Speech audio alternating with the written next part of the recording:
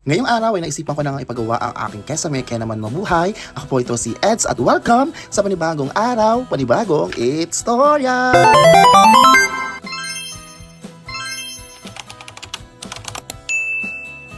From this, charot! Bago tayo magkaroon ng ating major renovation, atin munang silipin ang before ng aking second floor. Para sa mga bago lang sa aking vlog, itong second floor na ito, dito na ako mag-stay at dito na ako bubuo ng pamilya.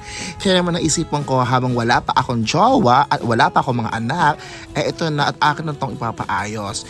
Actually, nasimulan ko na ito last year, nagpa-tiles na ako, napa-skin ko at napakinisan ko na din yung ilang bahagi ng aking second floor. Kaya naman ngayon, naisipan ko na lagyan na naman ng kesame itong aking kwarto at itong salas at yung iba pang mga hindi magandang kaaya-aya katulad ng mga kailangan mong palitadahan ay kailangan ko na ipagawa para sa ganon ay maging maganda na ito sa aking mga vlog. Kaya naman, kumuha na ako ng gagawa at napag-usapan namin na ang aking presyong babayaran sa kanila ay 25,000 kasama na dito ang paglalagay ng mga kisame at ang pagkakaroon ng maayos na CR kung saan naka-tiles na, and then yung lababo ay lalagyan na din natin ng tiles para naman mas bonggang-bongga na ang ating bahay. Actually mga kaamats, pinag-isipan ko talaga kung itutuloy ko na nga ba ang aking house renovation or ipagpapaliban ko na lamang. Pero sabi ko sa aking sarili at sabi din ni nanay, kung hindi ko to sisimulan, kailan pa? Hindi ito matatapos dahil lalong nagmamahal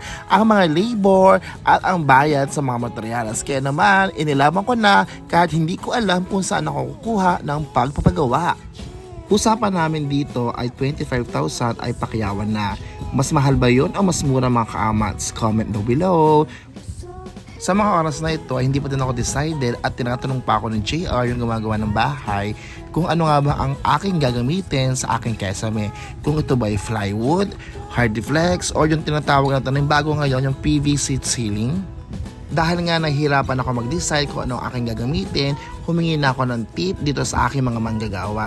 At sabi sa akin ng JR, kung ako din gagamit ng plywood or hardiflex, kailangan ko pa siyang masilihan at kailangan ko pa siyang pinturahan para gumanda sa ating paningin. Kaya naman kahit medyo kamahalan ang PVC ceiling, ay sige na nag-desisyon na ako na ito na aking gagamitin para naman makatipid ako sa masilya at sa pintura at para meron na siyang impact or design kapag tayo titingala sa ating kesame. Bukod sa mga PVC ceiling, bumili din ako ng mga railings na ito kung saan ikakabit yung ating mga gagamitin sa ating kesame. Excited lang ako magawa at matapos ito kasi alam ko kahit na mahal at magastos, maganda ang kakalabasan. So ito na nga mga kaamat, sinusukatan nila kung hanggang saan ang taas ng aking kesame. Sabi ko sa kanila, doon na lamang nila ito ilapat or habulin doon sa masilya kasi kung ito'y kanilang ilalagay sa taas pa ng masilya, kaya pa naman. Naku, panibagong gastos na naman yun kasi magmamasilya pa sila, magpapalitada pa sila. Sabi ko, habulin nyo na lamang, gawin nyo na ng paraan, basta magawa yan. Hindi Diyos ko puro de. Napakamahal talaga kasi ng bili at napakamahal ng labor. Kaya naman, sabi ko, gawin nyo na naman ng paraan ha. Kasi ayoko na magdagdag pa ng semento.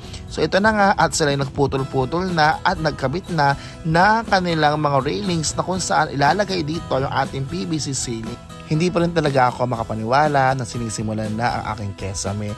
Umabot din ito ng isang taon bago talaga ako makapag-desisyon. Kaya naman kapag natapos ito, araw-araw akong titingala para maalala ang gastos. Charot! Perfect timing din ang aking paglalagay ng kesame kasi naman sobrang init na ngayon.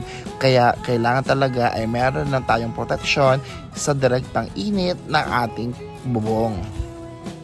Halos isang araw din sila nagputol at nagkabit ng mga railings na pagkakabitan ng PVC ceiling. And then, ito na siya.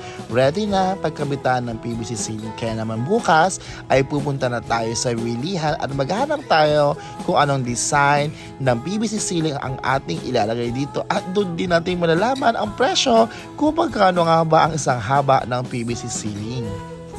Dahil nga inaayos ng kesame, kailangan ko rin isabay dito yung pag-aayos ng linya ng kuryente. Kaya naman bukas, meron silang kasamang electrician. Hanggang dito lamang po ang istorya. Muli ako ito si Ed sa inyong kaamats na lagi may topa. Ganun. Bye-bye!